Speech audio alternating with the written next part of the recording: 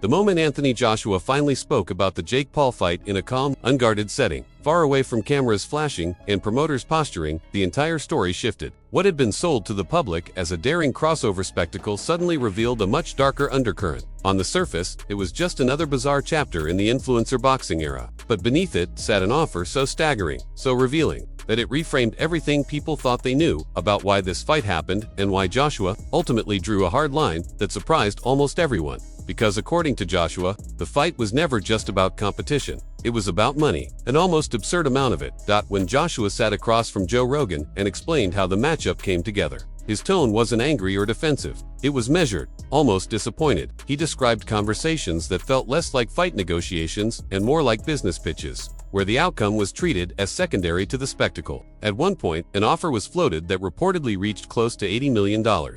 Not for a championship run, not for legacy, but for participation, for playing a role in a moment designed to elevate Jake Paul beyond criticism and into boxing mythology overnight. Joshua didn't hesitate when he explained why he walked away from that version of the deal. He didn't want to sell reality. That refusal is what makes everything that followed so explosive. Because once you understand that context, the fight itself stops looking like a circus and starts looking like a collision between two completely different philosophies. On one side stood Jake Paul and the empire built around him, driven by momentum, spectacle, and the belief that attention could bend reality. On the other side stood Anthony Joshua, a product of the old system, forged in gyms where money came after damage, not before it. And that difference became painfully obvious the moment the bell rang. The buildup had been relentless. Logan Paul was everywhere, loudly declaring that Joshua was finished, overrated, and ripe for the taking. The language wasn't playful hype. It was aggressive, dismissive, and absolute. Joshua wasn't being framed as a challenge. He was being framed as a stepping stone. The Paul brothers spoke as if the result was inevitable,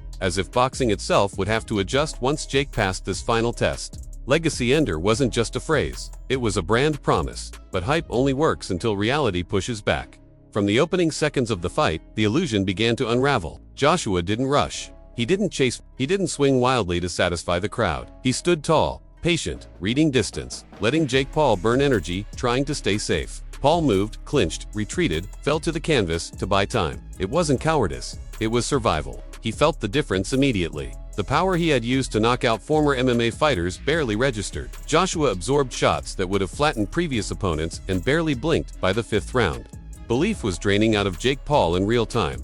Joshua dropped him twice with authority. Not flash not balanced slips. These were the kind of knockdowns that empty your lungs and your confidence simultaneously. In the sixth round, it happened again. Two more for in total, across 2 rounds. Then the right hand landed clean, full force, and everything ended at 1 minute and 31 seconds. Jake Paul crumpled. Silence replaced noise. The hype machine stalled. And that's when the cameras found Logan Paul. What they captured wasn't just concern, it was something closer to panic. Anger mixed with disbelief. Weeks of bravado collapsed in seconds. His earlier confidence, his dismissive grin, his certainty that this fight was already won, all vanished. In its place was a man watching not just his brother get hurt, but an entire narrative disintegrate in front of millions. Logan lashed out emotionally, cursing Joshua, blaming the moment, scrambling to reframe the outcome as a moral victory. But the words didn't land. The body language told a different story. This wasn't pride, this was shock. The realization that for all the branding and bravado, the ring still answers to physics. The numbers made it worse. Jake landed just 16 punches out of 56 attempts. 16. That isn't competitiveness at elite heavyweight level. That's being systematically neutralized. The damage wasn't cosmetic either. A double broken jaw, emergency surgery, titanium plates, screws, teeth removed. This wasn't a storyline injury. This was permanent evidence. And suddenly, the rumors that had circulated quietly before the fight started to feel louder.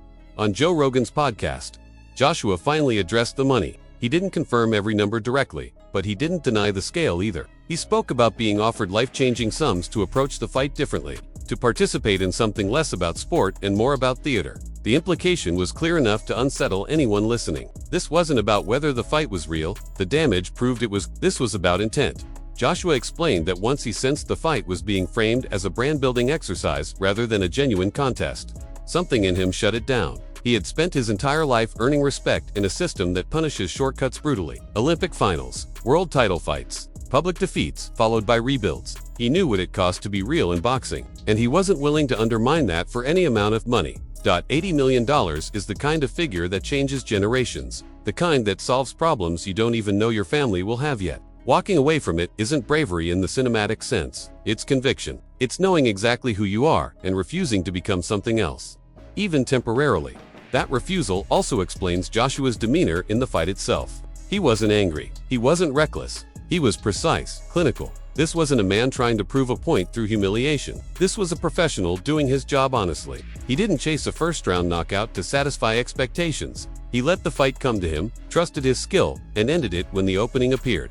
Afterward, Joshua showed respect. He praised Jake's willingness to step into the ring. He acknowledged the toughness it took to keep getting up. But respect doesn't mean pretending something was equal when it wasn't, and Joshua never did that. The fallout exposed the deeper fracture in modern boxing. Influencer fights thrive on belief, on the idea that narrative can overpower experience. But when someone like Joshua refuses to play along, the entire structure wobbles. Logan Paul's meltdown wasn't just about losing, it was about losing control of the story.